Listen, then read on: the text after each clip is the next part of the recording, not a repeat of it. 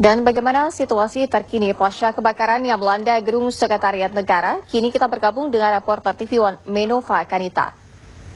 Mei, bisa Anda jelaskan sumber api berasal dari mana? Iya, Sira dan juga pemirsa, saat ini kami mengabarkan di Silang Monas, Jakarta, di mana ini memang berhadapan langsung dengan Istana Kepresidenan, yang dimana pada sore hari tadi dikejutkan oleh kebakaran yang melanda kantor Sekretariat Negara. Dan untuk dugaan sementara, sumber api sendiri berasal dari hubung arus pendek, dari air conditioning atau pendingin ruangan. Namun hal ini masih membutuhkan penyelidikan lebih lanjut, apakah benar dari bersumber asal hubung arus pendek atau hubungan yang lain.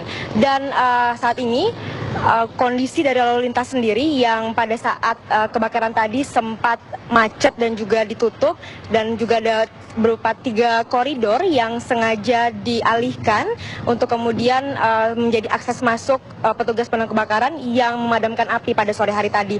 Dan untuk pada saat ini sendiri perjalanan atau lalu lintas di area dari Istana Presiden sudah mulai kondusif. Dan untuk mengetahui bagaimana tadi sebenarnya proses pengamanan atau proses pemadaman dari petugas pemadam kebakaran, saat ini saya sudah bersama dengan Kepala Dinas Pemadam Kebakaran Jakarta Pusat, Bapak Subejo, yang tadi langsung in charge atau langsung bertugas di Sekretariat Negara untuk memadamkan api. Selamat malam, Bapak. Malam.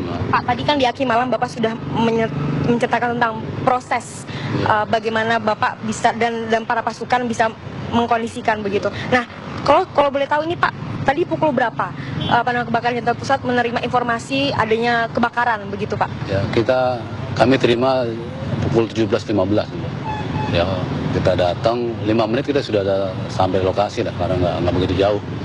Kita juga kerahkan dari beberapa pos terdekat karena ini menyangkut bangunan vital, objek vital, sehingga kita perlu peningkatan jumlah yang harus kita kerahkan. Itu menjadi salah satu protap kita. Jadi untuk secepatnya bisa menguasai keadaan, dan memang tadi jam 16, jam 18, jam 6 itu kita sudah bisa padamkan. Tinggal kemudian setelah itu ada proses penuntasan, namanya overhaul, untuk memastikan bahwa tidak ada lagi titik-titik api walaupun sekecil apapun gitu. Oke Pak, tadi kan kami juga mendapatkan kabar begitu dari beberapa para saksi mata yang di tempat kejadian, dan juga gambar di mana para karyawan dari Sekretariat Negara tampak bingung begitu Pak menggunakan hidran ataupun pendingin daripada pemadam kebakaran ini. Nah, apakah dari pemadam kebakaran sendiri ada trik khusus atau mungkin pelatihan khusus untuk kemudian mengamankan, karena mengingat ini merupakan salah satu objek vital begitu Pak? Jadi memang ini menjadi salah satu protap kita ya, ketika kita mendengar informasi salah satu bangunan pemerintah yang menjadi objek vital terbakar, kita memang harus kerahkan mobil, ya harus dalam full tim ya. Artinya gelombang pertama itu bisa langsung 10 unit gitu. Karena memang untuk mempercepat proses pemadaman gitu.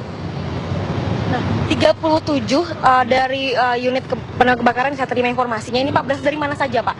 Jadi kebetulan satu dari Jakarta Timur, kita butuh yang breathing apparatus, yang untuk refilling breathing apparatus, karena ini kan kebakaran dalam ruangan, mungkin kita butuhkan alat bantu pernapasan, sehingga kita minta dari Jakarta Timur. Kemudian dari kantor dinas itu ada bidang operasi, kita kerahkan 7 unit.